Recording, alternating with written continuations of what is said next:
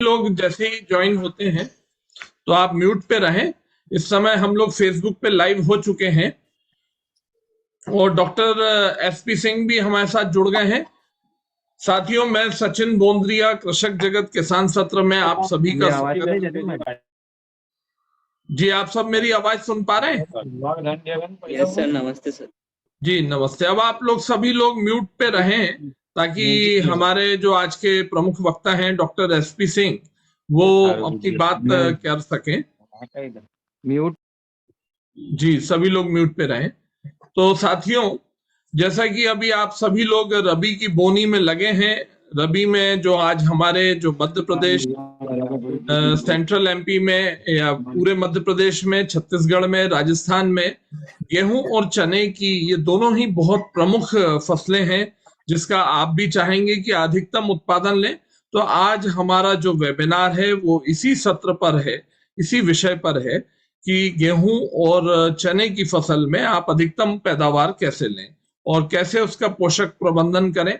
तो उसके लिए हमारे साथ में इजराइल केमिकल लिमिटेड आईसीएल से डॉक्टर एसपी सिंह साहब जुड़ गए हैं। मैं उनका भी बहुत बहुत स्वागत करता हूं। धन्यवाद धन्यवाद सचिन जी। तो साथियों, जिससे अभी हम डॉक्टर एसपी सिंह साहब की बात सुनेंगे और उनसे वो हमें जो एक पावर पॉइंट प्रेजेंटेशन देंगे। सिंह साहब ट्राई करेंगे, हाँ पीपीटी पे बात करेंगे। पीपीटी पर प्रेजेंटेशन रहेगा आधे पौन घंटे का और उसके बाद फिर हम एक एक करके आप सभी से प्रश्न लेंगे इससे संबंधित। आईसीएल का ये जो प्रोडक्ट है पॉलीसल्फेट, ये बहुतायत में पूरे भारतवर्ष में उपलब्ध है और इसके कई किसान इसका उपयोग कर रहे हैं।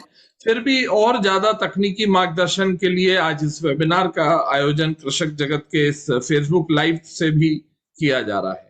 मैं कृषक जगत के सभी फेसबुक लाइव पर जुड़े हुए सभी सदस्यों से का भी स्वागत करता हूं और उनसे भी निवेदन है मेरा कि जो भी उनके प्रश्न हो वो अपने कमेंट बॉक्स में अपने प्रश्नों को रखें। उसका भी हम डॉक्टर एसपी सिंह से आप उसका भी हम सवाल आपकी तरफ से करेंगे और डॉक्टर सिंह साहब हमें मार्गदर्शन करेंगे। तो मैं सीधे आमंत्रित करता हूं डॉक्टर सिंह साहब को। सिंह साहब आप आए और हमें मार्गदर्शन दें। Thank you very much Sachin जी।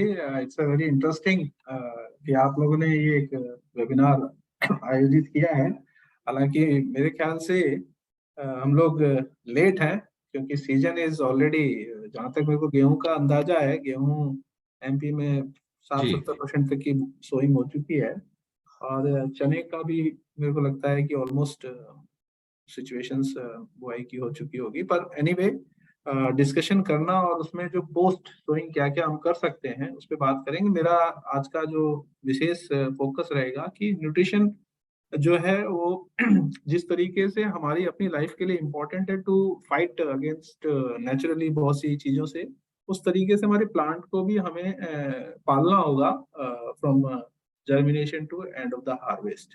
तो उसमें क्या है कि बहुत सी एग्रीकल्चर में चीजें बदल रही हैं।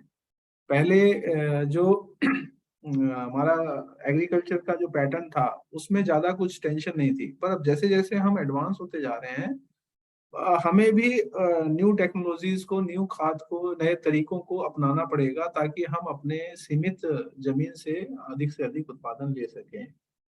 मैं अपना प्रेजेंटेशन इसमें शेयर करता हूँ।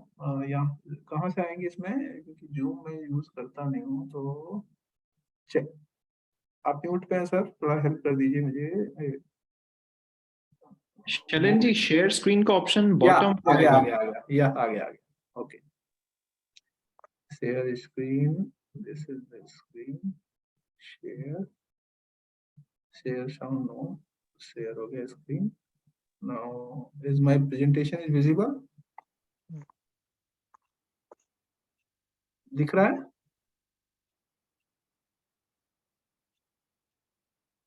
विजिबल है। Thank you.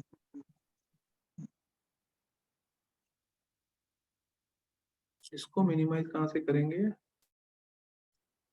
ओके, सो जैसा कि आज आपने जो चर्चा रखी है गेहूं और चने में किस तरीके से हम पोषण प्रबंधन करें ताकि उससे ज्यादा उर्वरक का जो कंट्रीब्यूशन है उसको ले करके और अच्छी से अच्छी उपज ले सकें। तो इसमें आज मेरा जो टोटल प्रेजेंटेशन है वो हमारे दो विशेष उर्वरकों पे रहेगा। एक सॉइल एप्लीकेशन का, एक फोलियर ग्रेड का प्रोडक्ट है। उसको किस तरीके से किस समय आप यूज करें, परंतु मैं उस पे आऊं उससे पहले जो मैं बदलाव की बात कर रहा था आपसे कि एग्रीकल्चर कितना एडवांस किया है, कितना बदल रहा है, वो हमारे सभी किसान भाइयों तक पहुंचना चाहिए। आईसीएल, जब फर्टिलाइजर के बदलाव को अगर मैं आईसीएल से जोड़ूं तो वो गलत नहीं होगा कि जब हमारी खेती में हमें न्यूट्रिशन की जरूरत पड़ी तो बहुत सारी इनोवेशंस हुई और यूरिया, डीएपी और एमओपी जैसी खाद का प्रचलन हमारी खेती में आया। और उसी दौरान आईसीएल ने भी अपना बिजनेस स्टार्ट किया था लगभग आज से 100 साल पहले। और उन्होंने भी जो वर्ल्ड की जो 3 महत्वपूर्ण खादें हैं, यूरिया, डीएपी और एमओपी, उसमें एमओपी का प्रोडक्शन स्टार्ट किया। और लगभग भारत विश्व भर में हम लोग 6th world wide MOP producer हैं। और भारत को भी हम एक बहुत अच्छी क्वांटिटी में, लगभग टोटल जितना भी एमओपी यहाँ पे आता है उसमें 10% 20% का कंट्रीब्यूशन आईसीएल द्वारा पूरा किया जाता है। लेकिन ये तो एक शुरुआत है। जिस प्रकार से हमारी खेती में हमने एमओपी डालना सीखा, डीएपी डालना सीखा और यूरिया डालने की जरूरत पड़ी, उसी तरीके से आने वाले वक्त में हमको पिछले 100 सालों, अगर हमारे 50 साल का भी अगर आप वर्णन करें तो उसमें बहुत सारी चीजों को ऐड करते चले गए। ऐसे में ही पिछले 10 सालों से एक पॉलीसल्फेट नाम से, जो कि सेकेंडरी न्यूट्रिएंट के साथ में एक पोटेशियम युक्त खाद है, उसको भी आईसीएल लेके आया वर्ल्ड में फर्स्ट टाइम। और ये दोनों ही खादें, जैसा आपने बताया भी कि इंडिया में बहुत प्रचलित हो रखी हैं, किसानों की ये एक प्रमुख डिमांड में एक खाद आ गया है। उसका कारण सिर्फ ये कि जिस भी लोगों ने इसको यूज किया उन्होंने अपनी खेती में बहुत कर गया। सो आईसीएल इस बदलाव को पहचानते हुए हमारे किसानों को हमेशा ये प्रयास कर रहा है कि किस तरीके से उन्हें ऐसे सॉल्यूशंस प्रोवाइड किए जाएं कि निरंतर अपनी खेती में अच्छे न्यूट्रिशन के साथ में अच्छी फसल ले सके। और इसी चीजों को जो करते हैं तो हम लोगों को ये देखना पड़ता है कि अभी वर्ल्ड वाइड सिचुएशंस क्या चल रही हैं। तो मैं वर्ल्ड का आपसे बात नहीं करूंगा, पर अगर इंडिया के संदर्भ में देखें तो हमारा सबसे बड़ा चैलेंज है ऑर्गेनिक कार्बन। हमारे जितने भी भाई आज इस चर्चा को सुन रहे होंगे, अगर वो अपने खेत के ऑर्गेनिक कार्बन को चेक करा लें तो उन्हें पता चल जाएगा कि वो अपनी जमीन, उनकी जमीन कितनी लाभदायक है और कितनी नुकसानदेह होती जा रही है। ऐसे ही उसके बाद में जो न्यूट्रिएंट हैं, जो 17 न्यूट्रिएंट तत्वों की बात की जाती है कि भाई ये प्लांट को नहीं मिलेगा इनमें से कोई भी, तो प्लांट अपनी लाइफ साइकिल को पूरा नहीं कर पाएगा, कहीं ना कहीं यील्ड का लॉस होगा। सो यहाँ पर इंपॉर्टेंट ये है कि न्यूट्रिएंट, ऑर्गेनिक कार्बन को मैं ऐसे कहूंगा कि जो जमीन को बोलते हैं ना जीवन है, तो जमीन में जीवन ऑर्गेनिक कार्बन से ही होगा। जिस दिन ऑर्गेनिक कार्बन आपकी जमीन का चला जाएगा, समझ लीजिएगा आपको ये नाइट्रोजन डालें, फास्फोरस डालें, कुछ भी डालते रहेंगे, आपको खेती में से कुछ मिलना नहीं है। सो ऑर्गेनिक कार्बन वो चीज है जो प्रति यूनिट रिटर्न देता है। अगर 1 किलो आपने खाद डाला तो उससे कितना रिटर्न वापस आपको फसल के रूप में मिलेगा, वह निर्धारित करता है, बेस बनाता है ऑर्गेनिक कार्बन।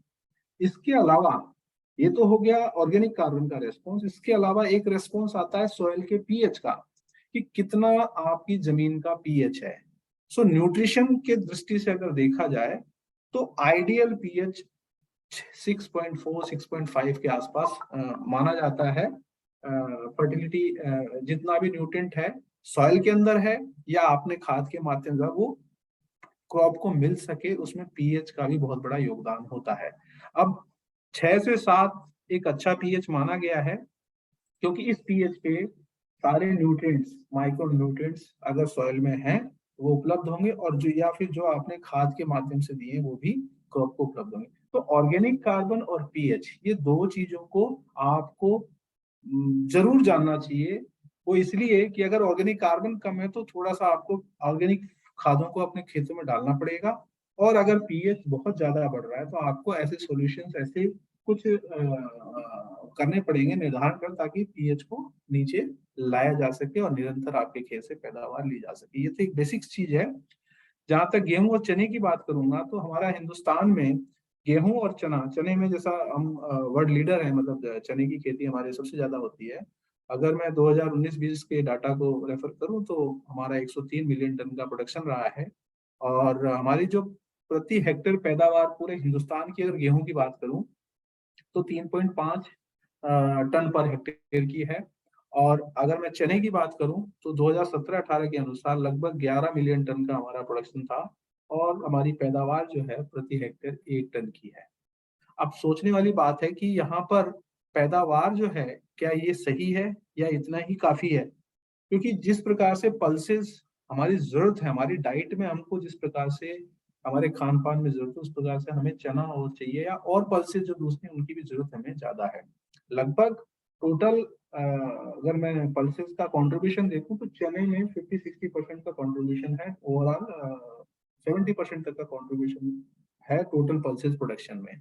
तो चने की पैदावार को बढ़ाना हमारे लिए बहुत जरूरी है, प्राइस वाइज भी और अवेलेबिलिटी की वाइज। नहीं तो वही होगा कि हम फिर विदेशों से ये खादों इनको मंगाने की जरूरत पड़ेगी, और हमें कहीं ना कहीं इसका कई तरीके से फाइनेंशियल लॉस भी देखना पड़ेगा। जहाँ तक गेहूं के इंडियन कॉन्टेक्स्ट में अगर मैं बात करूं तो गेहूं बहुतायत में उत्तर प्रदेश, मध्य प्रदेश, पंजाब, हरियाणा में उगाया जाता है लगभग, और बाकी फिर रिमेनिंग स्टेट्स में ये होता है। और अगर मैं पैदावार की बात करूं तो पैदावार में भी जो कंट्रीब्यूशन है वो उत्तर प्रदेश जो प्रोडक्शन का है वो अधिक है, लेकिन जो प्रति हेक्टेयर जो उत्पादन है उसमें पंजाब हाईएस्ट है, और जो एमपी जो कि सेकंड लार्जेस्ट स्टेट है गेहूं की दृष्टि से, एरिया वाइज और प्रोडक्शन वाइज, वहां की पैदावार पंजाब से बहुत कम है, हरियाणा से भी कम है, राजस्थान से भी कम है। तो एमपी को थोड़ा देखना पड़ेगा कि वो अपने पैदावार को कैसे और बेहतर कर सकता है। मुझे लगता है कि एमपी में थोड़ा न्यूट्रिशन को और बेहतर किया जा सके और इरिगेशन को प्रॉपर किया जा सके तो पैदावार एमपी की बहुत अच्छी हो सकती है। वहीं पे चने की अगर मैं बात करूं तो चने में Madhya Pradesh highest area wise भी है और प्रोडक्शन वाइज भी है। सो ओवरऑल गेहूं और चने की जो जिम्मेदारी है, मैं खास तौर से एमपी की बात कर रहा हूं क्योंकि ये चैनल भी एमपी से बिलोंग करता है ज्यादातर आपका। बट ओवरऑल अगर देखें तो मध्य प्रदेश चने और गेहूं के लिए बहुत इंपॉर्टेंट स्टेट है, और यहाँ पर पैदावार को अच्छा करके हम बहुत कुछ बेहतर कर सकते हैं। हमारे किसान भाई ज्यादा लाभान्वित हो सकते हैं, अन्य क्षेत्रों में भी इसका लाभ लिया जा सकता है। जहां तक खेती की अगर ओवरऑल बात करें तो जब हम बीज बोते हैं, खाद लगाते हैं, उसके बाद में हम प्रयोग करते हैं दवाई का, और दवाइयों का प्रयोग जो हम करते हैं वो खास तौर से हम जब बीमारी आती है उस समय पे करते हैं। लेकिन न्यूट्रिशन जो मैंने बोला था, न्यूट्रिशन दृष्टि से अगर आपकी ग्रोथ अच्छी है, प्रॉपर है, नाइट्रोजन बैलेंस है, पोटेशियम है, फास्फोरस है, बोरोन है, तो बहुत सारी बीमारियों पे इनके रेस्पॉन्सेज देखे गए हैं कि ये बेहतर मतलब रेजिस्टेंस का काम करती है, टॉलरेंस का काम करती है, फंगल बीमारी से पौधे के अंदर एक पॉजिटिविटी लाती है, और वो जल्दी पौधा अफेक्ट नहीं होता है। और कुछ एक बीमारियां हर क्रॉप में होती हैं जिसका आप लोग दवाइयों का प्रयोग करते ही आ रहे हैं, वो आप करना ही चाहिए। जहां तक गेहूं और चने की बात करूं तो बुआई के समय जो आप बीज बो रहे हैं वो, पानी का प्रबंधन और जो टेम्परेचर है उसकी ग्रोथ पीरियड में जो टेम्परेचर उसका विशेष महत्व है, और साथ साथ में उर्वरक प्रबंधन जो कि हमारे हाथ में है।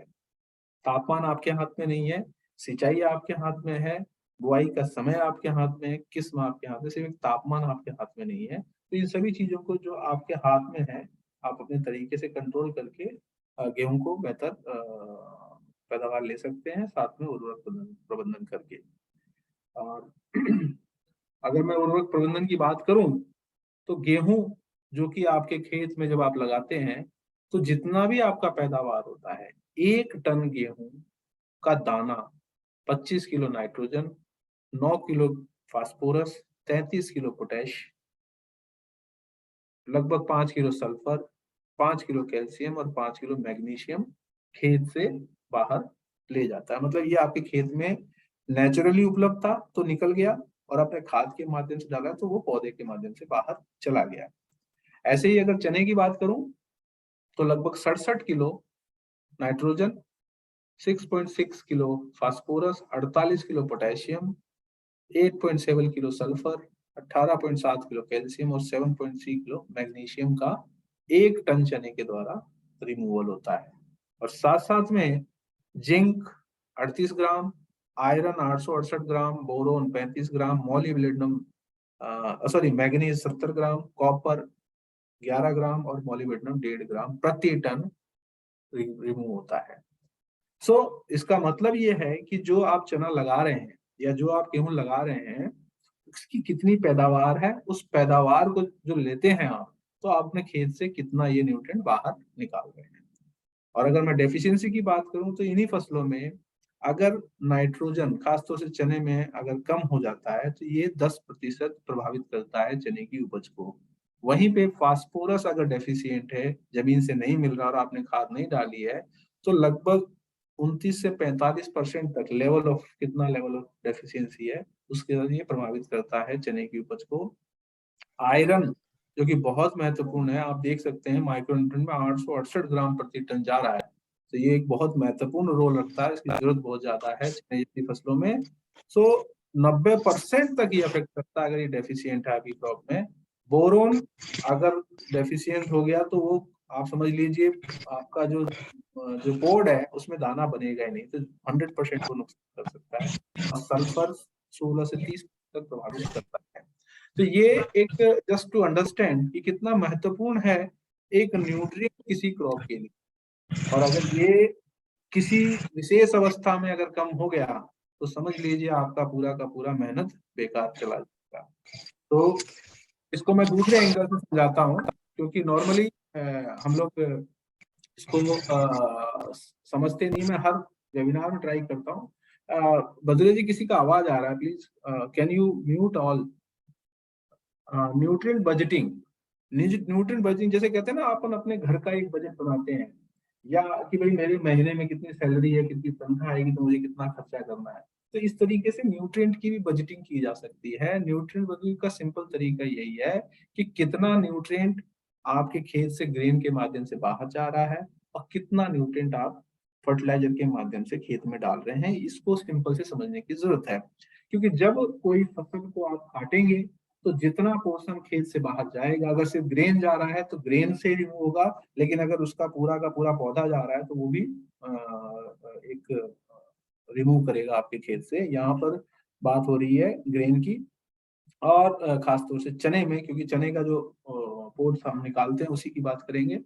तो हमें ये देखना है कि अगर हमारी फसल में हम रिमूव ज्यादा कर रहे हैं और डाल कम रहे हैं तो क्या होगा, कुछ समय के बाद में हमारी जमीनों में उन न्यूट्रिएंट्स की कमी होने लगेगी और हमें फर्टिलिटी पे फिर विशेष खर्चा करना पड़ेगा। तो इसको हमें समय रहते ही समझने की जरूरत है। ये एक एग्जांपल आपके सामने दिया 4 साल का, ये शायद मुझे लग रहा है यूरोप या यूके किसी जगह का है, जहां पे उन्होंने 2006 में बीन्स लगाया, उसके बाद 2007 में उसी खेत में वीट लगाया, 2008 में बार्ले लगाया और 2009 में चिकपी लगाया। और उनकी जो उपज थी 2.2 टन बीन की थी, फिर उनकी उपज भी है, और साथ में कितना रिमूवल हुआ न्यूट्रिएंट का वो उन्होंने यहाँ पे नोट करके दिखाया है। तो लगभग टोटल इस 4 साल में 320 kilo nitrogen, 37 kilo phosphorus, 74 kilo potash और लगभग 19 किलो सल्फर का रिमूवल हुआ उस खेत से इन 4 सालों में। अब उन्होंने रखा कि भाई हमने इन खेतों में खाद क्या क्या दी थी, तो खाद जो उन्होंने देगी, तो 2006 में उन्होंने सिर्फ एनपीके दिया, 20 किलो फास्फोरस दिया, 10 किलो फास्फोरस दिया। इस प्रकार से टोटल जो 4 साल के अंदर उन्होंने 52 किलो नाइट्रोजन और 50 किलो फास्फोरस और 0 किलो पोटेशियम और 19 किलो सल्फर डाला। तो उन्होंने ये बैलेंस हो गया कि कितना रिमूव हुआ, तो रिमूव नाइट्रोजन हुआ 320 और डाला कितना 92 किलो नाइट्रोजन, तो कितना नेगेटिव में चला गया। इस प्रकार से ये देखने की जरूरत है कि हम कितना रिमूव कर रहे हैं। अगर वो नहीं डालेंगे तो ओवर पीरियड टाइम हमें हमारी फसलों के अंदर डेफिशिएंसी मिल सकती है। ये जस्ट एक एक्सपेरिमेंट है। इसमें एक्चुअली उन्होंने क्या किया था, उन्होंने देखा था कि हम एक साल लेगुमिनस क्रॉप लेंगे तो उससे नाइट्रोजन का कंट्रीब्यूशन होगा। और 1 साल हम नॉर्मल क्रॉप लेंगे, जैसे वीट लिया उन्होंने, बार्ले लिया, तो इस तरीके से उन्होंने सोचा। यहाँ पर इसीलिए उन्होंने नाइट्रोजन नहीं दिया था। पर मैं इस कॉन्टेक्स्ट को इस तरीके से आप लोगों को बताना चाह रहा हूँ कि अगर खेत से जितना रिमूवल हो रहा है, अगर वो नहीं मिलेगा तो वो कहीं ना कहीं आपकी जमीन में फिर आने वाले वक्त में कमी होगी, अब फसल अच्छी उपज नहीं देगी। जहां तक उर्वरक की जो रिकमेंडेशन है, गेहूं के अंदर जनरल रिकमेंडेशन 120 से 150 किलो प्रति हेक्टेयर ऑल ओवर इंडिया का अगर एवरेज देखें तो यही है। और फास्फोरस 60 से 80 किलो प्रति हेक्टेयर, पोटास 40 से 60 और सल्फर 25 से 30 किलो प्रति हेक्टेयर। और साथ साथ में FIM 10 टन पर हेक्टेयर डालने की बात की गई है यहाँ पे। साथ साथ में चना जो है उसमें भी 15 से 20 किलोग्राम नाइट्रोजन, क्योंकि चने अपना नाइट्रोजन खुद ही बना लेता है। लेगुमिनस क्रॉप जैसा आप जानते ही हैं, उसमें नोड्यूल बनते हैं, वहां से फिर वो सिम्बायोसिस के माध्यम से नाइट्रोजन फिक्सेशन होता है उसका। और फास्फोरस उसमें 50 से 60 किलो, पोटेशियम 70 से 20, सल्फर 25 से 30 और FIM की वकालत की गई है डालने की। इसके साथ साथ में कुछ फोलियर स्प्रे चने के अंदर फ्लावरिंग की स्टेज पे काफी महत्वपूर्ण बताए गए हैं। और खास तौर से मैं यहाँ ये बताना चाहूंगा कि बोरोन, अगर आपकी जमीनों में बोरोन कम है तो आपको बुआई के समय बोरोन जरूर जमीन में डालना चाहिए। और नहीं डाला है तो आपको स्प्रे के समय पे मैं आगे बताऊंगा कि आपको यूज करना होगा। और इसमें अमोनियम मॉलिबेडेट, अगर मॉलिबेडनम कम है तो अमोनियम मॉलिबेडेट का प्रयोग कर सकते हैं। और जो भी न्यूट्रिएंट कम है उसको आपको बुआई के समय पे देने की जरूरत है। अगर इसमें जो ICL का अगर गेहूं की बात करूं तो गेहूं में हमने 50 किलो प्रति हेक्टेयर पॉलीसल्फेट बुआई के समय दे रखा है। साथ में 50 किलो DAP और 25 किलो MOP बताया गया है। और जहां पर आपका अगर सॉइल आप MOP बिल्कुल डालते ही नहीं है तो आपको डालने का जरूरत नहीं है, अगर लेवल बहुत हाई है तो। लेकिन अगर MOP कम है तो आप 25 किलो MOP डाल सकते हैं। ये एक ऑल ओवर इंडिया के लिए बनाया गया, बट जैसा मेरे को MP का ज्ञान है कि वहाँ पर पोटेशियम काफी हाई है तो फार्मर्स नहीं डालते हैं, पर थोड़ा पोटेशियम की जरूरत है। तो आप अगर पोटेशियम डालते हैं तो उसको कम कर सकते हैं, क्योंकि पॉलीसल्फेट में भी कुछ मात्रा में पोटेशियम होता है।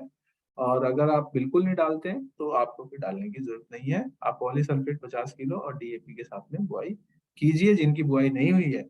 और जिन्होंने बुआई कर ली है वो भी इसका प्रयोग कर सकते हैं। आप उसको इमीडिएटली अपने नियरेस्ट जहां से मिले वहां से खरीद के इसको डाल दीजिए, पहले पानी से पहले। क्योंकि इसका रिलीजिंग मैं आगे बात करूंगा तो वहां बताऊंगा, पर अभी यही है। और इसके साथ साथ में जो आप यूरिया डालेंगे, उस यूरिया के साथ में अगर आपकी सॉइल का pH बहुत अधिक है, जो मैंने बात की थी, अगर आपकी जमीनों का pH अधिक है तो आपका जमीन में दिया हुआ फास्फोरस शायद गेहूं को ज्यादा लंबे समय तक नहीं मिले।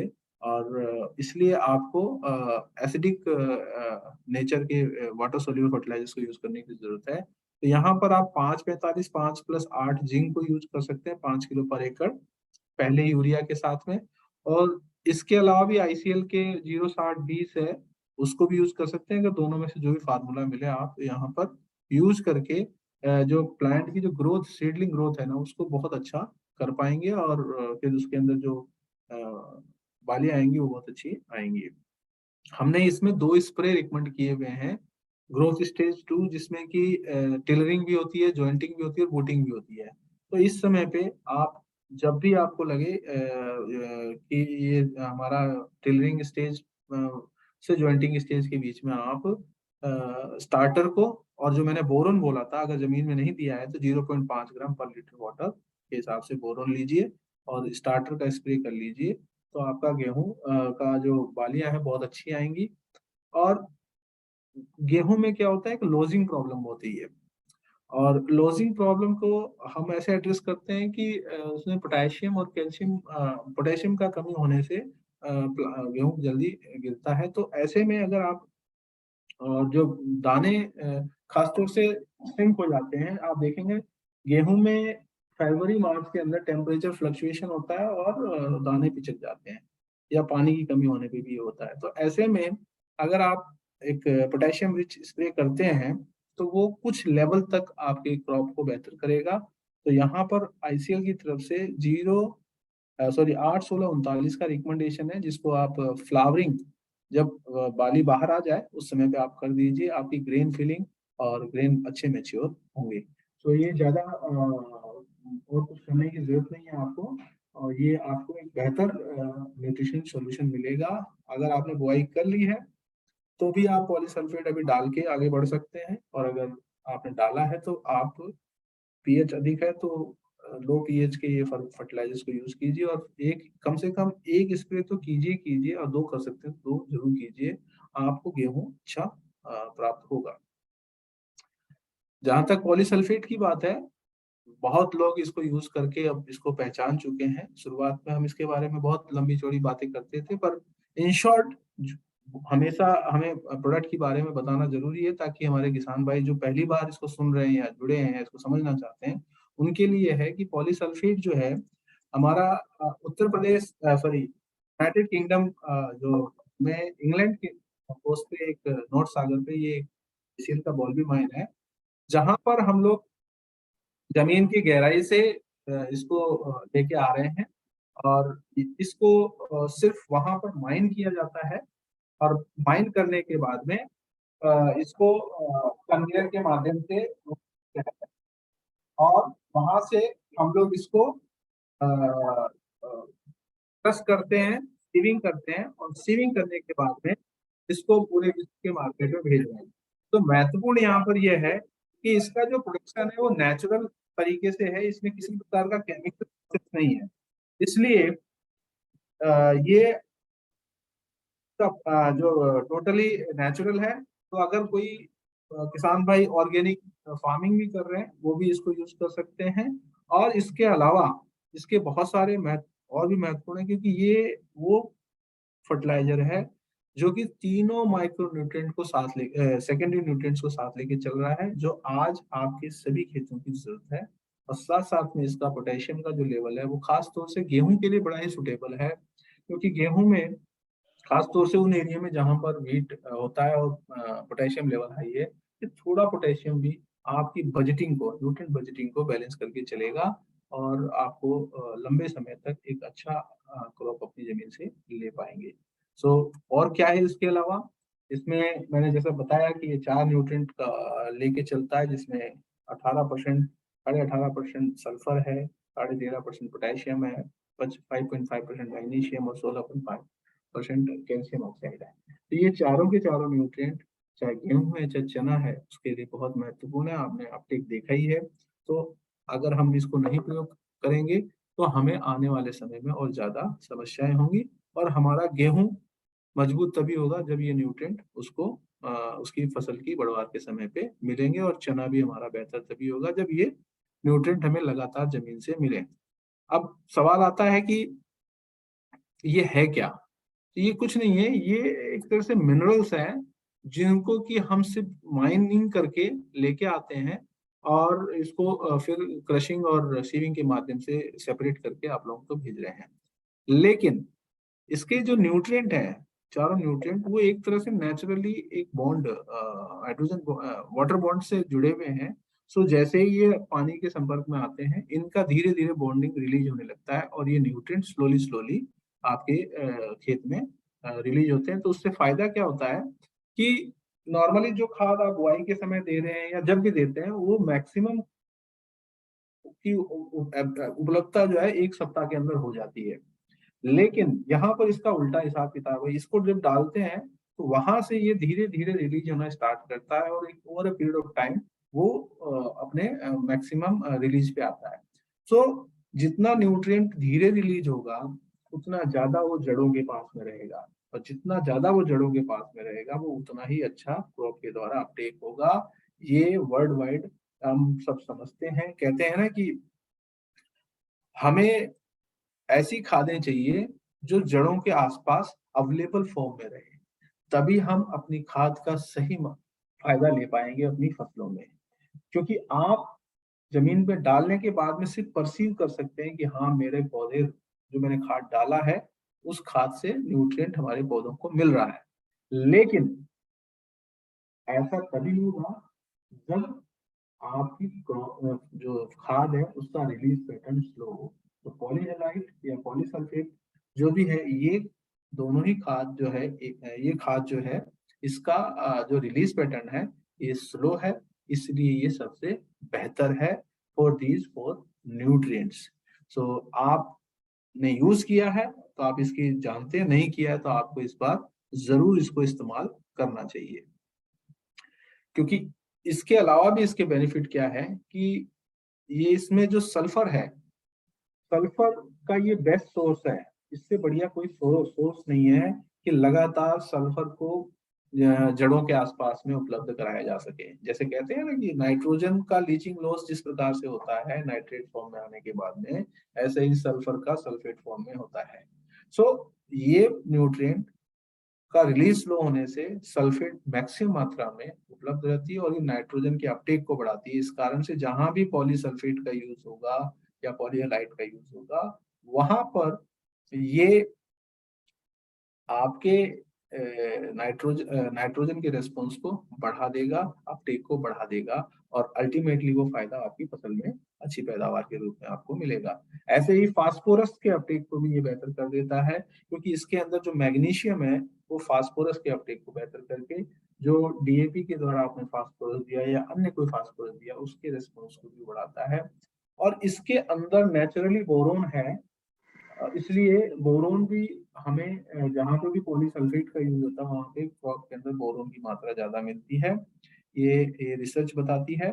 क्यों? लेकिन इसकी क्या है, क्वांटिटी फिक्स नहीं है कि कितना इसमें होगा, इसलिए हम बोरोन माइक्रोन्यूट्रिएंट की इसमें है, पर हम उसको बता नहीं सकते कि कितना परसेंट इससे मिलेगा। पर जो भी है वो क्रॉप के अंदर एक फायदे का काम ही करेगा।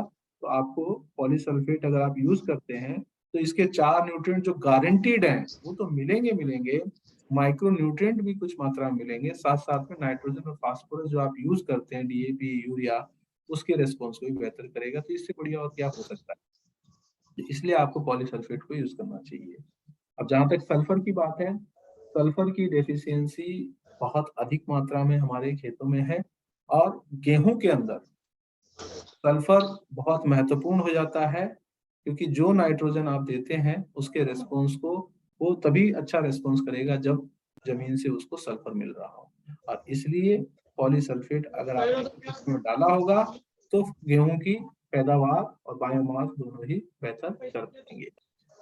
और इसका एक उदाहरण ये भी है कि एक बड़ी अच्छी रिसर्च हुई जिसमें नाइट्रोजन के 2 लेवल पे गेहूं के अंदर टेस्ट किया गया सल्फर को।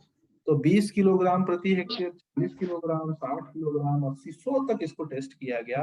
तो ये देखा गया कि सल्फर की मात्रा को 20 से 40 किलोग्राम तक डालने पे एक बहुत ही अच्छा यील्ड उत्पादन मिलता है उतने ही नाइट्रोजन लेवल पे। आप देख सकते हैं कि सिर्फ 20 किलोग्राम, अगर मैं यहाँ दिखाना चाहूँ तो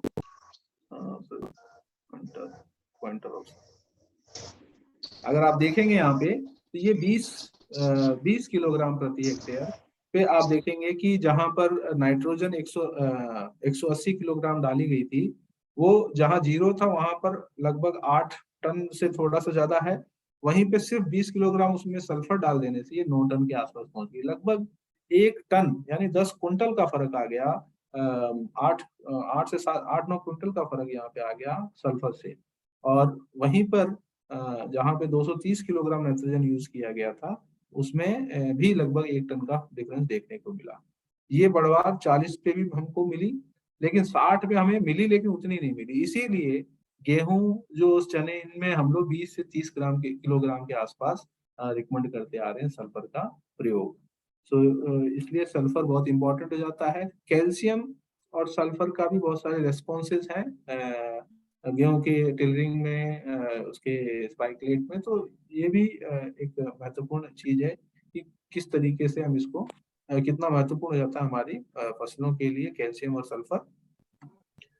मैग्नीशियम की जो मैं बात करना चाह रहा था कि मैग्नीशियम नॉर्मली जितना भी हमें बताया जाता है कि फोटोसिंथेसिस यानी कि फसलों का जो भोजन बनता है उसमें मैग्नीशियम का डायरेक्ट रोल है। लेकिन जैसा मैंने कहा कि ये फास्फोरस के अपटेक में हेल्प करता है। तो जहां पर भी आप पॉलीसल्फेट का यूज करेंगे, आप अपनी क्रॉप को जब उसका पूरा वेजिटेशन ग्रोथ हो जाए तो एक बार उखाड़ के देखिएगा, आपको उसकी जड़ें जिस खेत में नहीं डाला होगा वहां से ज्यादा बेहतर विकसित दिखेंगी। और वो कारण यही है कि इसका मैग्नीशियम फास्फोरस को अच्छा रिस्पॉन्स देता है और इस कारण से जड़ें अच्छी विकसित हो जाती हैं। और साथ साथ में जब ओवरऑल ग्रोथ अच्छी होती है तो ये इनडायरेक्टली क्रॉप की उपज में भी ये सहायता करती है। सो इसलिए भी आपको पॉलीसल्फेट को, चाहे वो चना है, गेहूं या कोई फसल है, उसमें यूज करने की जरूरत है। जैसे मैंने बताया, यहाँ पे मैं गेहूं का ही उदाहरण दे रहा हूँ, पर आप इसका जो है चने में भी आप इसका असर देख सकते हैं कि मैग्नीशियम क्रॉप के टॉलरेंस को बढ़ाता है जब टेम्परेचर फ्लक्चुएट करता है एक सर्टेन लेवल तक। तो ये वीट में तो स्टडी करके बताया गया, आप देख सकते हैं कि 25 डिग्री सेंटीग्रेड पे लो मैग्नीशियम और एडिक्वेट मैग्नीशियम का गेहूं का पौधा है, और वही 35 डिग्री पे। तो जहां मैग्नीशियम अच्छा था वहां पर ये टेम्परेचर को जो का प्रभाव जो है वो कम देखने को मिला, और फाइनली जिसमें मैग्नीशियम अच्छा था वहां पे गेहूं के दाने अच्छे बने। सो ये बहुत इंपॉर्टेंट हो जाता है। लेकिन बहुत सारे हमारे किसान भाई या जो भी लोग हैं वो ये कहते हैं कि हमारी जमीन है में मैग्नीशियम बहुत है, कैल्शियम भी बहुत है, तो हमें डालने की क्यों जरूरत है।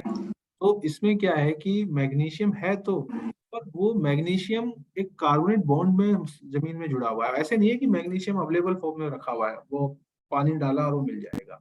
सो ये सबसे टाइट बॉन्ड्स हैं, इनको टूटने में बहुत एनर्जी लगती है, और जब ये टूटते हैं तो इनकी फ्रीक्वेंसी कितनी होगी ये प्लांट की जरूरत को शायद नहीं मीट कर पाते। इसीलिए मैग्नीशियम कैल्शियम जहाँ ज्यादा होता है उसके बावजूद भी ये फर्टिलाइजर्स को डालने पे उसका रेस्पॉन्स मिलता है। ये यही बताता है कि जो मैग्नीशियम जमीन से नेचुरली मिलता है उतना नहीं मिल पाता जितना क्रॉप को चाहिए, और इसीलिए इसका रेस्पॉन्स हमको हमारी जमीनों में देखने को मिल रहा है।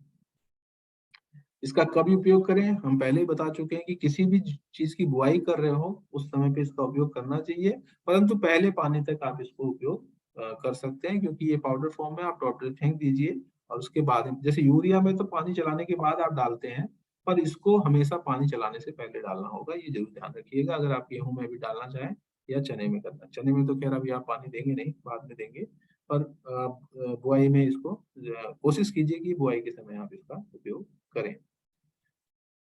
50 किलो प्रति एकड़ की इसकी हमारी डोज है फॉर चने के लिए भी और गेहूं के लिए भी। अब जो मैंने कहा था कि मैं 2 ही प्रोडक्ट की बात करूंगा, तो फोलियर न्यूट्रिशन में हमारे पास में आईसीएल के 4 विशेष फार्मूले हैं, जिनको हम स्टार्टर, बूस्टर, टी क्वांट और फ्रूट क्वांट के नाम से बाजार में लेके आए हैं। इस खाद का बहुत महत्वपूर्ण ये है कि सबसे महत्वपूर्ण चीज ये है कि जब हम फोलियर न्यूट्रिशन में आए तो फोलियर न्यूट्रिशन यानी कि पर्णीय पोषण या स्प्रे के माध्यम से जो खाद हमारे किसान भाई देते हैं, आप स्प्रे करते हैं, लेकिन स्प्रे करने के बाद में वो स्प्रे के द्वारा जो तत्व पौधे पे गया है वो प्लांट के अंदर अच्छे से जाना चाहिए। ये हमारी जिम्मेदारी है, कंपनी की जिम्मेदारी है जो प्रोडक्ट आपको उपलब्ध करा रही है। और फर्टीवांट, न्यूट्रीवांट जो कि फर्टीवांट टेक्नोलॉजी से युक्त है, इसमें 3 एक्टिव पावर्स दी हुई हैं, स्प्रेडर की, स्टिकर की और एडजुवेंट की। तो ये तीनों के तीनों ही प्लांट पे किए गए स्प्रे को प्रॉपरली पौधे के माध्यम से एब्जॉर्ब करने में हेल्प करते हैं। इसीलिए नॉर्मल स्प्रे और न्यूट्रीवांट के स्प्रे में जितना भी हिंदुस्तान में हमारा फार्मर रेस्पॉन्स भेजता है, इस साल भी हम लोगों को 200 रेस्पॉन्सेज अभी हम लोगों ने अपने फेसबुक पे पोस्ट किए हैं। आप जाकर के आईसीएल इंडिया के फेसबुक पेज पे आप अपने देख सकते हैं कि क्या क्या किसानों ने इसके बारे में बताया है। तो पहली चीज तो ये है कि फैलाव जो है ना वो एक समान होना चाहिए, जो कि न्यूट्रीवांट इंश्योर करता है।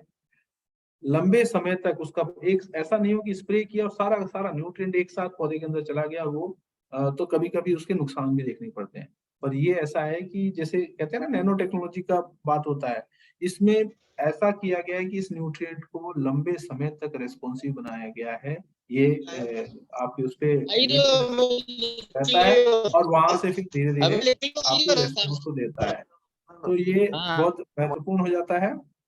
तीसरा, कभी कभी क्या होता है, स्प्रे किया हुआ, हालांकि ये आपके चने में और गेहूं में नहीं एप्लीकेबल होता है, लेकिन जिस भी क्रॉप की पत्तियां लीफ क्यूटिकल मोटी होती हैं उसमें प्रवेश नहीं कर पाता न्यूट्रिएंट, तो ये उस प्रकार की क्रॉप के लिए भी सुगमता से प्रवेश द्वार बनाता है ताकि न्यूट्रिएंट आराम से उसमें एब्जॉर्ब हो सके। और वर्ल्ड की सबसे बेस्ट टेक्नोलॉजी 41 टेक्नोलॉजी पर आधारित है, इसलिए इसके रेस्पॉन्सेज अच्छे हैं, और इसमें जितना भी मटेरियल यूज किया गया ये सुरक्षा की दृष्टि से बहुत महत्वपूर्ण है। एक बायोडिग्रेडेबल एलिमेंट्स हैं, फूड ग्रेड के एलिमेंट्स यूज किए गए, तो किसी प्रकार का अगर किसी ने स्प्रे किए पौधे को खा भी लिया तो कोई नुकसान नहीं करेगा उसको। तो ये सेफ है, सुरक्षित है और किफायती है और फायदेमंद है, इसलिए आपको एक बार जरूर ट्राई करना चाहिए। जहां तक गेहूं की बात करूंगा, तो गेहूं में हमने जो 2 स्प्रे बताए वो इसलिए ध्यान में बताया कि पहला स्प्रे जो हमने बताया कि आप टिलरिंग स्टार्टिंग के समय पे कर दीजिए ताकि आपको स्पाइकलेट नंबर, फ्लोरेट नंबर ज्यादा मिले, और उसके बाद में दूसरा स्प्रे आप कर दीजिए जब उसमें बूटिंग स्टेज है या एंथेसिस जब फ्लावर आ रहे हैं, तो आपको जो ग्रेन वेट है वो अच्छा मिलेगा, नंबर ऑफ ग्रेन ज्यादा मिलेंगे। इन्हीं 2 चीजों को ध्यान में रख के हमने ये स्प्रे आपको रिकमेंड किए हैं। इसमें महत्वपूर्ण चीज और है कि इसके साथ में इसमें माइक्रोन्यूट्रिएंट जैसे आयरन, मैग्नीज, जिंक, कॉपर और मोलिब्डेनम जैसे महत्वपूर्ण माइक्रोन्यूट्रिएंट हैं जो शायद आप नॉर्मली नहीं डाल पा रहे हो या नहीं डालते होंगे। तो ये जो सूक्ष्म मात्रा में जाएगा ये कहीं ना कहीं आपकी फसल को स्ट्रॉन्ग करेगा और पैदावार में कंट्रीब्यूट करेगा। तो हम ये नहीं कहते कि ये मात्रा इतनी सफिशिएंट है कि अगर प्लांट में आयरन की डेफिशिएंसी आती है, आपकी मिट्टी में डेफिशिएंसी थी, उसको पूरा कर देगा। लेकिन नॉर्मली क्या होता है, कुछ स्टेजेस पे अगर ये न्यूट्रिएंट प्लांट को मिल जाए तो ये आपकी क्रॉप के लिए सोने पे सुहागा होता है, क्रॉप तंदुरुस्त रहती है और अच्छा परफॉर्म करती है। सो आप बेसल में पॉलीसल्फेट का प्रयोग करें इस बार, और स्प्रे में गेहूं के अंदर स्टार्टर और बूस्टर 2 फार्मूले को जरूर अपनाएं। आप गेहूं में एक अच्छी पैदावार ले पाएंगे। बोरोन की डेफिशिएंसी है तो स्टार्टर के साथ में आप बोरोन का स्प्रे जरूर करें, आपको उससे बहुत अच्छा फायदा मिलेगा। सिमिलरली चने के अंदर अगर मैं बात करूं तो चने में 2 मैं बता रहा हूं। यही है कि आपको न्यूट्रीवॉन्ट स्टार्टर जब फ्लावरिंग आनी है उससे पहले, फूल आने से पहले पहले ये आप मतलब मुझे लग रहा है 35-40 दिन पे ये इसका स्प्रे कर दीजिए, तो चना इतना अच्छा तैयार हो जाएगा फ्लावरिंग पे। और बोरोन आप एक उसके साथ में यूज करेंगे तो ये आपको बहुत ज्यादा फायदा करेगा चने में पोड बनने के लिए। और जब पोड बन जाता है उस पोड के अंदर दाने को अच्छे से विकसित करने के लिए एक स्प्रे आप इसका कर दीजिए। ये 2 स्प्रे मैं इसलिए बता रहा हूँ क्योंकि जो बेसल में आप खाद देंगे, जो हमने रिकमेंडेशन दिखाई है आपको कि आप 20 किलोग्राम नाइट्रोजन, 50 किलोग्राम डीएपी, यानी कि 1 बैग डीएपी प्रति एकड़ और डालेंगे तो नाइट्रोजन उससे पूरा हो जाएगा जितना चाहिए, और साथ साथ में पोटेशियम की बात हो रही है। लेकिन अगर एमपी की बात है, शायद पोटेशियम अगर ज्यादा है तो आप बहुत ही कम डालेंगे या छोड़ भी देंगे, पॉलीसल्फेट आप यूज कर रहे हैं तो आपको एमओपी पे जाने की जरूरत नहीं है। लेकिन होता क्या है कि चने के अंदर जो अपना नाइट्रोजन बनाने का जो स्कोप बनेगा उसके लिए तैयार करना बहुत जरूरी है, और शुरुआत में जो नाइट्रोजन इतना उसको नहीं मिल पाता है। इसलिए आप जब ये स्प्रे करेंगे तो ये स्प्रे 5 से 10 ग्राम तक आप जा सकते हैं। मैंने मिनिमम 5 ग्राम रखा है क्योंकि ज्यादातर चना आप लोग रेनफेड में करते हैं, तो रेनफेड के हिसाब से मैंने रखा है। लेकिन जो इरिगेशन दे सकते हैं तो वहां पर ये 10 ग्राम तक आप इसको लेके जा सकते हैं। जहां तक पानी की बात करूंगा, इसमें जैसे मैंने कहा था इरिगेशन बहुत महत्वपूर्ण है। तो गेहूं में जैसे 6 इरिगेशन चाहिए होते हैं, मिनिमम 3 चाहिए होते हैं, इसमें कम से कम 2 इरिगेशन चाहिए होते हैं। अगर आप चने के अंदर 2 इरिगेशन मैनेज कर सकते हैं तो एक फूल आने से पहले और एक पॉड बनने के बाद में। ध्यान रखिए, फ्लावर अगर आ रहे हैं उस समय आपने पानी दिया तो नुकसान कर जाएगा, ये ध्यान रखिएगा। फ्लावर जब आ गए हैं और उस समय पानी देंगे तो नुकसान कर जाएगा। फ्लावर बनने से पहले पानी और पॉड बनने के बाद में पानी आप कीजिए। और अगर सिर्फ एक कर सकते हैं तो फ्लावर आने से पहले जरूर कीजिए ताकि कम से कम फूल से बीज बने और फिर वो आगे जितना भी दाने बन पाएंगे बन। तो ये है कहानी फोलियर स्प्रे की। मेरे ख्याल से इसमें ज्यादा कुछ करने की जरूरत नहीं है, सिर्फ फोलियर न्यूट्रिशन अपनी प्रैक्टिस में थोड़ा सा ऐड कर लीजिए। ये दो बड़े सिंपल फार्मूले हैं, रेडी टू यूज हैं। और गेहूं के अंदर भी दो फार्मूले हैं, स्टार्टर बूस्टर, उसको यूज कर लीजिए। और पॉलीसल्फेट को बुआई के समय एक बेसल डोज आप दे लीजिए आपका। और जो यूरिया डीएपी आप यूज करते थे उसको कीजिए, आपका गेहूं अच्छा होगा, चना भी मस्त होगा। तो इसी के साथ में मैं अपना प्रेजेंटेशन खत्म करता हूँ। आप लोगों का बहुत बहुत धन्यवाद। जी बहुत बहुत धन्यवाद डॉक्टर साहब, आपने बहुत सारगर्भित जानकारी दी और बहुत ही सटीक न्यूट्रिएंट्स के बारे में जो जानकारी दी है गेहूं और चने के लिए, वो निश्चित रूप से हमारे किसान भाइयों के लिए बहुत ही उपयोगी साबित होगी। और मैं अब शीघ्र ही प्रश्न लेता हूं, जो किसान भाई भी प्रश्न करना चाहते हैं वो सीधे यहाँ पर डॉक्टर शैलेंद्र सिंह जी से रूबरू हो सकते हैं। सबसे पहले अगर आप प्रश्न लेना चाहते हैं तो अपना एक रेज हैंड करके एक ऑप्शन आता है इसमें, मेरा सभी से अनुरोध है कि वो रेज हैंड कर दें। तो सबसे पहले ये भारत गुर्जर लोनारा जी। भरत गुर्जर जी, आप अपना संक्षिप्त परिचय दें कि आप कहाँ से हैं और कब आपने बोनी कर रही है या करने वाले हैं आप गेहूं की या चने की, और फिर उसके बाद आप अपना प्रश्न करें। अगर भरत गुर्जर जी सुन पा रहे हैं तो आप अपने को अनम्यूट कर लें। उसके बाद मैं बात करूंगा बालेंदु सिंह जी से जो हेलो जी भरत गुर्जर जी बताएं आप। जी सर, नमस्ते सर। मैं खरगोन डिस्ट्रिक्ट से बात कर रहा था, लोनारा विलेज से। जी जी जी जी सर, एट प्रेजेंट सर मैं अभी बोनी करने जा रहा हूँ गेहूं की। अभी तो कपास को सर बाहर किया उखाड़ के, अच्छा ओके अच्छा और अभी पानी चल रहा है इरिगेशन, तो सर अब 2-4 दिन बाद ही करेंगे। तो सर जी। मेरा एक क्वेश्चन था कि उसको सूखे में बुआई कर दे फिर पानी छोड़ दे, कि पहले इरिगेशन करके बुआई करे? गेहूं की बात कर रहे हैं? जी सर, गेहूं की। देखिए गेहूं को ना बहुत कम मॉइस्चर, ज्यादा मॉइस्चर नहीं चाहिए, हल्का चाहिए। तो आपकी मिट्टी कैसी है, वाटर होल्डिंग मतलब करती है या बिल्कुल ड्रेन हो जाता है पानी? नहीं सर, वो मतलब हल्की है उसमें। हल्की मिट्टी है ना? जी तो सर, अब पीली मिट्टी है। बेटर तो यही होगा इरिगेट करने के बाद में ही उसकी बुआई करें, आप सूखे में ना करें। ये मेरा ये जी सजेशन। सर, ठीक है सर। जी सर वैसे लेट तो नहीं हुआ अभी? नहीं नहीं, ऐसा लेट नहीं है। मेरे ख्याल से टेम्परेचर भी हमारा शिफ्ट कर गया है अभी। आपके एरिया का टेम्परेचर क्या चल रहा है? अगर नॉर्मल ही चल रहा है सर, वही 25 से 30, 30 के बीच। हाँ तो बस वो हाँ बिल्कुल सही है। आप जल्दी से, क्योंकि पानी अगर ज्यादा देर जल्दी, हल्की मिट्टी है तो आप इरिगेशन करके 2-3 दिन में अपना खेत तैयार करके जा सकते हैं। तो विद इन ए वीक अगर आप कर ले जाते हैं तो लेट नहीं होगा। जी सर, शुक्रिया सर आपका। जी जी बालेंदु सिंह जी, आप अपना प्रश्न करें, अनम्यूट कर लें आप। बालेंदु सिंह जी उज्जैन से हैं। सर नमस्कार सर, अश्विनी सिंह चौहान, बालेंदु सिंह बोलते हैं मेरे को।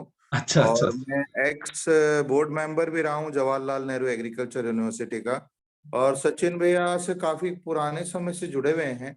जी मेरा बीज का सोइंग हो चुका है। 15 नवंबर के आसपास मैंने GW513 जो एक लेटेस्ट नई वैरायटी लास्ट ईयर रिलीज हुई है गुजरात से, वो लगाई है।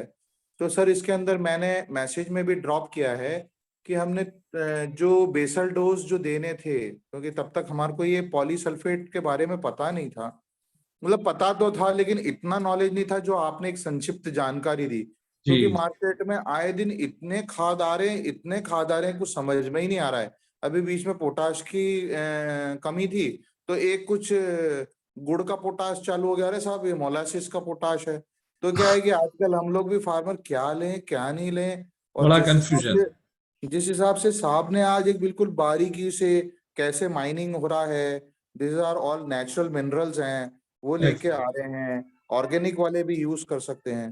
तो मेरा जी सवाल था सर कि मैंने जो बेसल के अंदर जो प्रॉपर एक प्रैक्टिस होती है, 15 नवंबर के आसपास गेहूं बो दिए गए हैं, 200 केजी NPK डाला हुआ है, 75 केजी पोटाश दिया है, उसके बाद हमने प्रॉपर सीड ट्रीटमेंट किया है, 25 केजी जिंक दिया है हेक्टेयर का।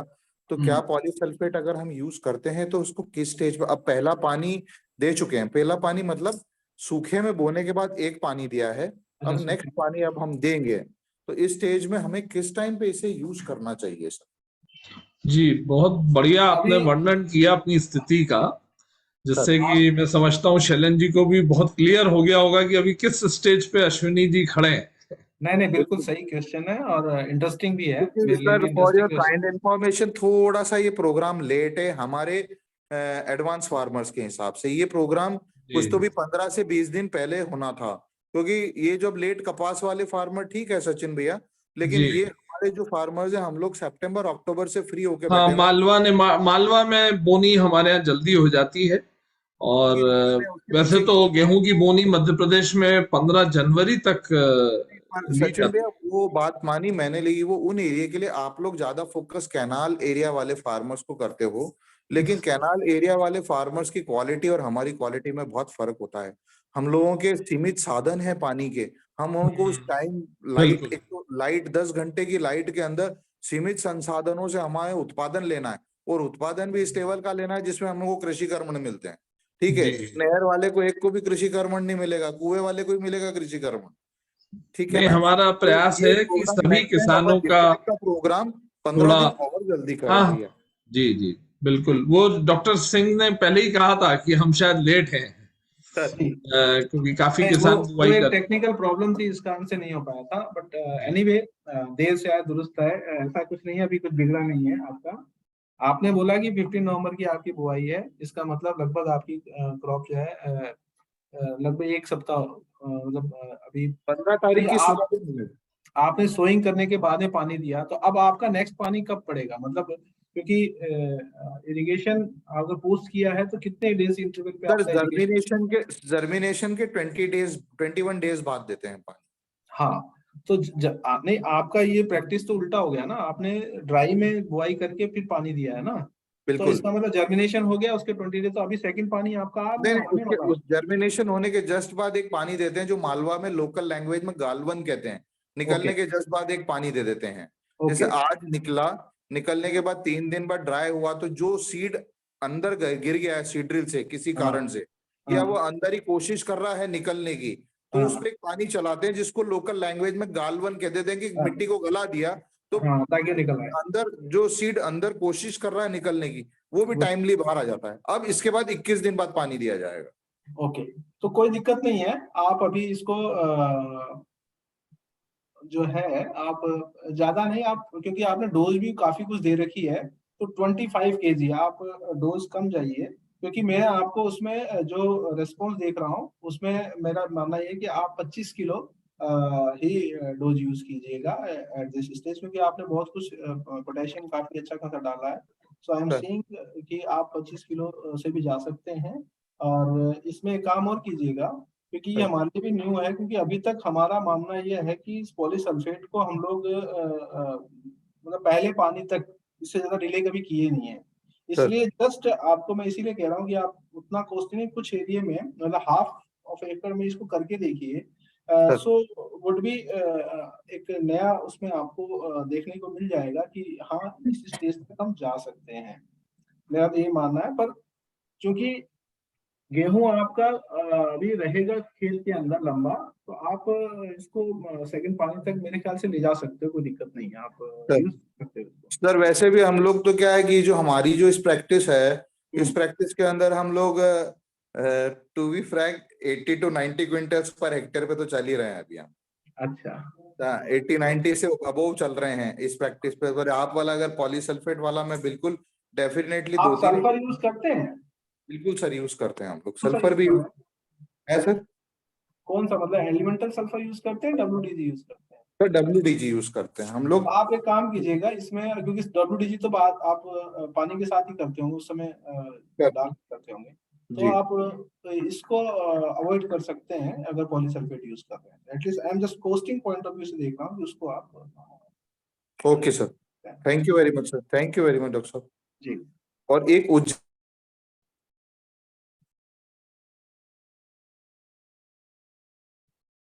म्यूट पे है सर?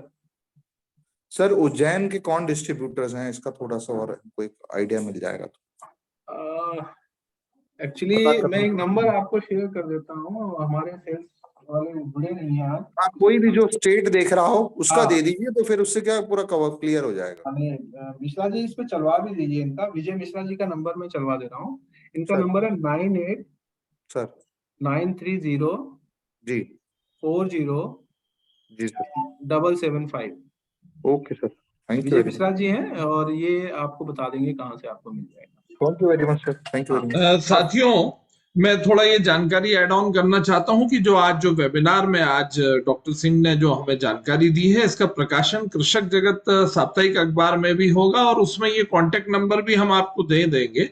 और इस कृषक जगत को अगर आप हार्ड कॉपी बुलाते हैं तो हार्ड कॉपी से तो आप पा ही जाएंगे, और साथ में ये कृषक जगत .org वेबसाइट पे इसका ई पेपर भी उपलब्ध है, और फेसबुक पर भी इसका सॉफ्ट कॉपीज की पेपर की हर सोमवार या मंगलवार को उस पे आ जाती है। तो आप वहां से भी इस कार्यक्रम के बारे में और अधिक जानकारी और उस कांटेक्ट नंबर को भी आप प्राप्त कर सकेंगे। जी चलिए, बहुत बहुत धन्यवाद अश्विनी जी। अब मैं आमंत्रित करता हूं चेतन सिंह जी को। चेतन सिंह जी अनम्यूट कर लें।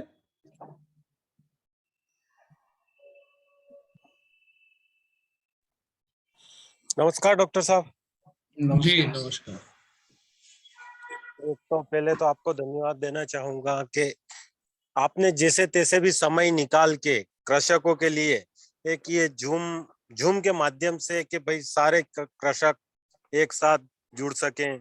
जैसे अभी दादा फरमा रहे थे, बाल इंदु दादा, मैं जानता हूं उनको, उन्होंने भी पर्याप्त जानकारी ली। उससे भी हर किसान, ये वेबिनार आपका एक तरह से बहुत अच्छा है। उससे सुनने मात्र से, देखने मात्र से काफी चीजें सीखने समझने को मिलती है। बहुत बहुत धन्यवाद।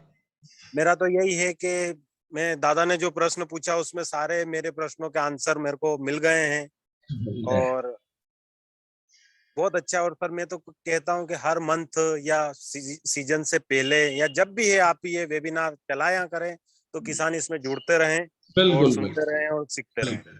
चलिए बहुत बहुत धन्यवाद। आपका कोई प्रश्न हो तो बताएं।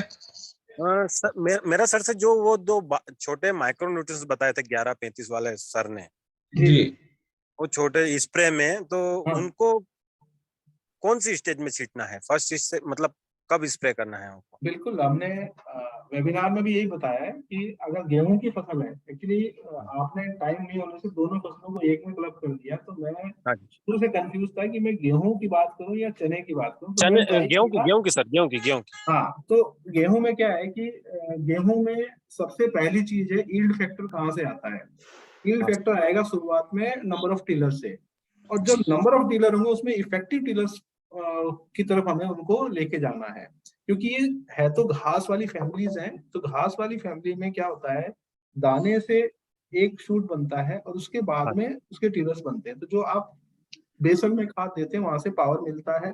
लेकिन हम अगर टिलरिंग स्टेज पे जब टिलर्स आ रहे हैं उस समय पे अगर आप एक स्प्रे कर देते हैं जिसमें हाई फास्फोरस है और पोटेशियम और वो भी साथ में है, तो वो एक गियर अप करेगा। और इसकी ब्यूटी ये है कि स्टार्टर फार्मूला किसी भी क्रॉप की वेजिटेटिव ग्रोथ को पिकअप कराने में बहुत हेल्प करता है। सो होता क्या है कि ये आपके टिलरिंग को एकदम, जो कहते हैं ना कि इसमें जो बाली आने का समय होगा उस समय तक इसको पूरा तैयार कर देगा और न्यूट्रिशनली वो उसको रिच कर देगा। इस समय पे मैं बोरोन इसलिए बोला कि आप इस समय एक बोरोन और दे दीजिए ताकि क्रॉप के अंदर बोरोन रहे, तो जब दाने बनने होते हैं तो उसको बोरोन वहां से मिलना चाहिए। क्योंकि बोरोन जो पॉलिनेशन होता है, पोलन ट्यूब्स एक्टिव होती है बोरोन के साथ में। अगर बोरोन नहीं होगा तो वो पोलन बनेंगे पर वो फर्टिलाइज नहीं कर पाएंगे और दाने कम बनेंगे। तो इस कारण से अगर आपकी सॉइल में बोरोन सॉइल से नहीं मिल रहा है, उस फार्मूले के साथ में बोरोन, क्योंकि बाकी माइक्रोन्यूट्रिएंट्स में है सूक्ष्म मात्रा में, वो आपको हेल्प करेंगे, पर बोरोन उसमें नहीं है। इसलिए मैंने वहां पे बोरोन बोला है कि आप 30, 35, 40 दिन की फसल में इसको स्प्रे करें। और अगर आपको वहां मजा आता है तो एक स्प्रे बाली जब बन जाती है उस समय पे करना, ताकि दानों का जो वजन है वो उससे आएगा। इसीलिए वो 2 स्प्रे हैं। पहले स्प्रे के बाद में 15 से 20 दिन के बाद में आप दूसरा स्प्रे कर सकते हैं। 35 से 45 दिन पे आप स्टार्टर का स्प्रे जरूर कर लें अपनी गेहूं की फसल में, और 65 से 75 दिन पे आप स्प्रे कर लें बूस्टर का। ये दोनों ही फार्मूले गेहूं के लिए बहुत ही बढ़िया बात है। जी सर, थैंक यू सर। चलिए बहुत बहुत धन्यवाद। अब हम प्रश्न एक फेसबुक लाइव से लेते हैं जहां पर ये कार्यक्रम का सीधा प्रसारण दिखाया जा रहा है, और अगर और भी जो भी हमारे साथी जो जूम पे जुड़े हुए हैं अगर प्रश्न करना चाहते हैं तो आप सीधे रेज हैंड करें ताकि मैं आपको आमंत्रित कर सकूं और फेसबुक लाइव पर आप आ सकें। ये संजय रघुवंशी जी पूछ रहे हैं फेसबुक लाइव से कि गेहूं की फसल में 2,4-D और क्लोडिनोफॉप के साथ ही वेस्टा के रिजल्ट भी कम आ रहे हैं। दोनों तरह के खरपतवार के लिए कोई नया खरपतवार नाशक। तो संजय जी, मैं आपको बता दूं कि आज हमारे कार्यक्रम का जो विषय है वो पोषण गेहूं के पोषक तत्वों के ऊपर है।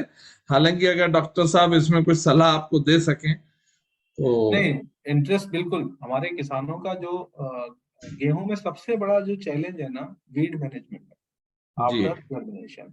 सभी और फसलों में। मैं आज चूंकि फील्ड में इतना केमिकल्स के साथ में नहीं हूं, तो मैं आज के नए फार्मूले तो नहीं बता सकता, लेकिन 2 फैक्टर आपको बताता हूं जिसके कारण शायद असर नहीं आ रहा होगा।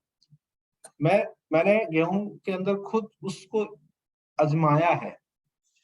होता क्या है, गेहूं के जो पे जो आप स्प्रे करते हैं वीडीसाइड का, तो वो वीडीसाइड का जो स्प्रे है वो कितना बारीक जा रहा है, वो उस दवाई के असर को बढ़ा सकता है और घटा सकता है, अगर दवाई अच्छी है, कारगर है तो।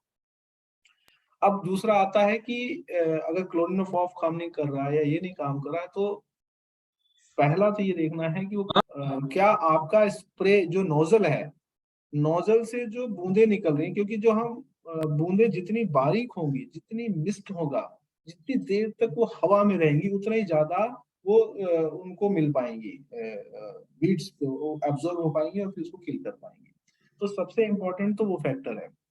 दूसरा जो है कि जो पानी का जो आप स्प्रे कर रहे हैं, क्या आपका पानी ज्यादा हैवी तो नहीं है, मतलब वो इतना ज्यादा हैवी तो नहीं है कि वीडीसाइड के जो एक्टिव इंग्रेडिएंट है उनको वो पूरी तरह से परफॉर्म नहीं करने दे रहा है। ये 2 फैक्टर हैं, दवाई के अलावा की बात कर रहा हूँ।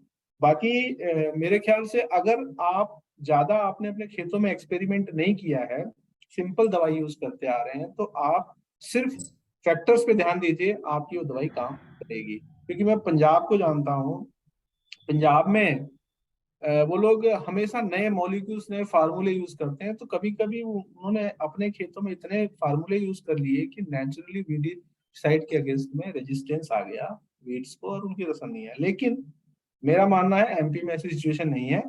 आप बस दवाई अच्छी लीजिए, अच्छी कंपनी की, जो भी अच्छे वीडीसाइड्स हैं आज की डेट में, और ये 2 फैक्टर्स पे काम कीजिए, आपको अच्छा असर मिलेगा।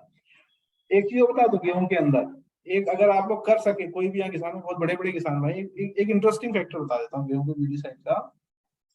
गेहूं एक ऐसी फसल है जिसमें जब तक बूट नहीं बनता, आप ट्रैक्टर भी ले जाएंगे तो कोई फर्क नहीं पड़ता, वो खड़ा हो जाएगा, वो खेत में नुकसान नहीं होता है। जी, तो वीडीसाइड का स्प्रे अगर आप 25 से 30 दिन पे कर लेते हैं, मुझे लग रहा है 35 दिन तक भी दिक्कत नहीं, वैरायटी देखनी पड़ेगी आपकी कौन सी है, लेकिन आप ट्रैक्टर वाला अगर स्प्रे यूज करें जिसपे वो, क्योंकि वो स्प्रे ऐसे सीधा जाता है, सीधा स्प्रे जाता है, और वो उसका असर ज्यादा होता है बशर्ते वो आपका हाथ वाला स्प्रे। सिर्फ इस चेंज मात्र से ही आपको वीड्स में 30-40% का फर्क आपको देखने को मिल जाए। अगर आप ट्रैक्टर स्प्रे अपने खेतों में यूज करें तो that is the best way of controlling weeds. जी। मैं इतना ही बता पाऊंगा इस पे। चलिए चलिए, बहुत बहुत कोई धन्यवाद। दवाई और ऐसा इसमें नोजल का बड़ा एक या नोजल रहता जितनी है कि अच्छी मिस्ट, नोजल जितना आपकी अच्छा मिस्ट आएगा ना उतना अच्छा फ्लैट होगा। फैन नोजल हो या जो भी उपयुक्त नोजल हो, उसी का उपयोग करें। जी, चलिए, हमारे एक गुमान सिंह जी और हैं जो, साथियों आज समय की कमी है तो मैं गुमान सिंह जी से अंतिम प्रश्न ले रहा हूं। गुमान सिंह जी, आप अनम्यूट करके आप प्रश्न करें। जी गुमान सिंह जी, अनम्यूट कर लें आप। आवाज आ रही है सर? हाँ हाँ जी, अब आ गई आवाज। हाँ, नमस्ते सर। नमस्ते। हाँ सर, हमारे एक साथी ने, हेलो। जी गुमान जी बोलिए। हाँ सर, हम ये कहना चाह रहे थे, मैं अलवर राजस्थान से बात कर रहा था सर। जी, अच्छा, हाँ, ये सर हमारे यहाँ पे पॉलीसल्फेट मिल सकता है अलवर? बिल्कुल मिलेगा सर। हाँ, उनके सर आप कोई आप नंबर नोट कर लीजिए, वो बता देगा। ये अच्छा। राजस्थान का नंबर आप नोट कर लीजिए गुमान सिंह जी। शैलेंद्र हाँ, जी बताइए आपको जानकारी दे रहे हैं। बताइए सर। ये नंबर नोट कीजिए 800 800 हेलो 36 36 5 5 3395। 3395। ये प्रदीप जी हैं जो राजस्थान देखते हैं, वो आपको बता देंगे कहाँ से मिल जाएगा, और आप जो बताएंगे नहीं तो उपलब्ध करा देंगे, अगर आसपास डीलर नहीं होगा तो भी उपलब्ध करा देंगे। चलिए बहुत बहुत धन्यवाद। तो धन्यवाद। डॉक्टर साहब मैं सभी, अब समय आ गया है हमारा जो जिसका हमारे सभी साथियों को बड़ा बेसब्री से इंतजार रहता है, कृषि ज्ञान प्रतियोगिता का, जिसमें हम एक बहुत ही छोटे से प्रश्न करते हैं जिसकी आपकी यहाँ पर आज चर्चा की जाती है, और जो सबसे सही और सबसे पहले जवाब देगा उसको हम एक कृषक जगत द्वारा प्रकाशित डायरी, जो कि रेडी रेकनर ऑफ एग्रीकल्चर रहता है, 2023 की अभी प्रकाशित होने वाली है, तो जनवरी माह में हम आपको ये इनाम स्वरूप ये डायरी भेजेंगे। इसमें बहुत ही सिंपल सा प्रश्न है मेरा, जिन साथियों ने पूरा कार्यक्रम देखा है और समझा है वो बहुत आसानी से बता सकते हैं, पर आप अगर रेज हैंड करके बताएंगे अपना जवाब तो ज्यादा ठीक रहेगा, हम आपको एक साथ सुन भी पाएंगे। तो मेरा सबसे पहला प्रश्न यही है कि पॉलीसल्फेट में कौन कौन से न्यूट्रिएंट प्राप्त होते हैं, प्राइमरी, सेकेंडरी या माइक्रो न्यूट्रिएंट, जो अभी हमारे डॉक्टर साहब ने यहाँ पर चर्चा करी है, पॉलीसल्फेट में कौन कौन से न्यूट्रिएंट प्राप्त होते हैं। हेलो जी चेतन सिंह जी आपका रेज हैंड है, आप बता सकते हैं। गुमान सिंह जी आप भी बता सकते हैं। मंगलदीप जी, जी गुमान जी बताइए। मंगलदीप जी भी हैं। आवाज आ रही है सर? जी हाँ, हेलो। हाँ हाँ गुमान जी आ रही है आवाज, आप बताएं। हाँ सर, ये होता है सर, ये सल्फर है, सल्फेट है सर, पोटेशियम सल्फेट और मैग्नीशियम सल्फेट और कैल्शियम सल्फेट। जी कितनी कितनी क्वांटिटी में है इसमें अवेलेबल? ये सर सल्फेट होती है 18.5% जी और पोटेशियम सल्फेट होती है 13.5% और मैग्नीशियम होती है 5.5% और कैल्शियम होती है 16.5%। चलिए ठीक है ना डॉक्टर साहब। बिल्कुल बिल्कुल। चलिए बहुत बहुत बधाई आपको, हम आपका भी स्वागत करते हैं कि आपने इतनी सटीक जवाब दिया बिल्कुल पहली बार में ही।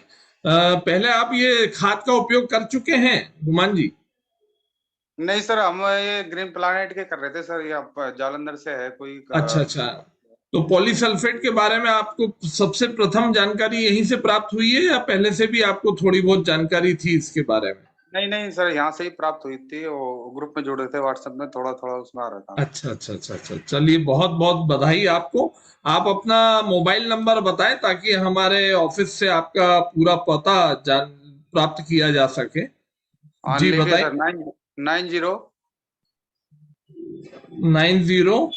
24 24 49 49 67 67 93।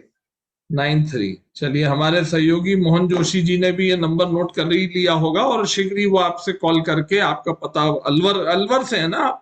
हाँ सर, अलवर राजस्थान से। जी जी बिल्कुल, आपसे पता ले लिया जाएगा। तो साथियों आज हम आपसे इसी समय विदा चाहते हैं और फिर हम नई नई जानकारी लेकर इसी वेबिनार के साथ आपके साथ पेश होंगे। और अगर आप हमारे पुराने वेबिनार्स भी देखना चाहते हैं तो कृषक जगत के फेसबुक लाइव पर और कृषक जगत के यूट्यूब चैनल पर आप इन वेबिनार्स को वहां भी देख सकते हैं और नई नई जानकारियां आप प्राप्त कर सकते हैं। चलिए बहुत बहुत धन्यवाद। मैं डॉक्टर शैलन सिंह जी का भी आभार व्यक्त करता हूं और निखिल जी भी आभार आपका व्यक्त कर रहे हैं। आप सभी का बहुत बहुत धन्यवाद कि आप लोग आज इस कार्यक्रम में जुड़े और इस कार्यक्रम को आपने सफल बनाया। जी शैलन जी कुछ कहना चाह रहे थे आप? लास्ट में मैं आईसीएल की तरफ से अनुरोध करना चाहता हूँ, हमारे जितने भी किसान भाई हैं, अगर वो ये प्रोडक्ट्स यूज करते आ रहे हैं तो कोई प्रॉब्लम नहीं है। जिन्होंने नहीं यूज किया है, ये मौसम अच्छा है, न्यूट्रीवांट और पॉलीसल्फेट को थोड़ा सा अपने खेतों में जगह दीजिए। ये आपकी सॉइल के लिए इम्पोर्टेंट है, पॉलीसल्फेट, और क्रॉप के लिए। और जो स्प्रे मैंने बताया वो टेक्निकली आपकी क्रॉप को एनरिच करने में और उस स्टेज पे अच्छा बेहतर परफॉर्म करने में हेल्प करेगा। So from ICL point of view, मैं सचिन जी का ये प्लेटफॉर्म को एक एडवांटेज लेते हुए आप लोगों से निवेदन करूंगा कि इस गेहूं में और जो भी आप फसल लगा रहे हैं उनमें इस प्रोडक्ट्स को यूज जरूर कीजिए। आपको निश्चित मतलब वो इन लूपर्स की मैं बात नहीं करता क्योंकि वो होनी है, उसके बहुत सारे अन्य वातावरण वाले फायदे भी हैं जिसको हम कभी और आप खुद महसूस करेंगे। तो इसी के साथ चलिए बहुत बहुत धन्यवाद।